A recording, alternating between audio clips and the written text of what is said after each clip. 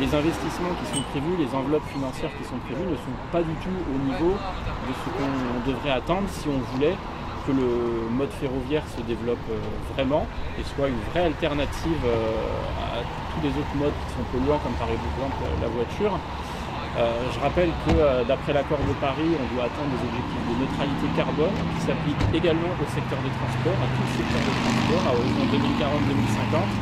Et que dès qu'on fait des trajets qui sont assez longs, de quelques dizaines de kilomètres, à part le train, il n'existe pas de mode de déplacement qui ne soit pas polluant. Donc si on voulait envisager un quadruplement des trafics, il est évident qu'il faut des investissements ferroviaires bien supérieurs à ceux qui nous ont été présentés.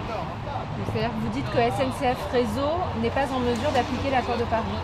Je dis que SNCF Réseau n'est pas en mesure d'appliquer l'accord de Paris.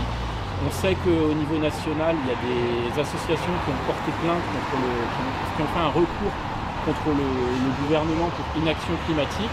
La question mériterait d'être posée. Est-ce qu'on ne devrait pas porter plainte contre SNCF Réseau, éventuellement SNCF Mobilité, pour inaction climatique également, et de ne pas mettre suffisamment de moyens sur le réseau ferroviaire, de ne pas obtenir de la puissance publique suffisamment de moyens financiers et humains pour le réseau ferroviaire.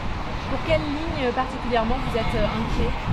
Alors les inquiétudes, elles sont très fortes sur la ligne Nice-Breil-Cuneo, dont il nous a été expliqué que la circulation des trains, les péages, ne rapportait que 10% de ce que ça coûtait. On parle toujours des choses en tant que coût. On parle vraiment insuffisamment d'aménagement du territoire sur des lignes de vallée qui sont très importantes. Cette ligne, moi, clairement, elle m'est apparue comme étant destinée à être très bientôt fermée. De toute façon, on n'en est pas loin. Les trains, en certains endroits, ne circulent pas plus rapidement que 10 km/h. On nous a dit que même l'objectif de remonter à 40 km/h n'était même plus en vue. Donc voilà, après 10 km/h, on va bientôt arriver à 0 km/h et plus de train.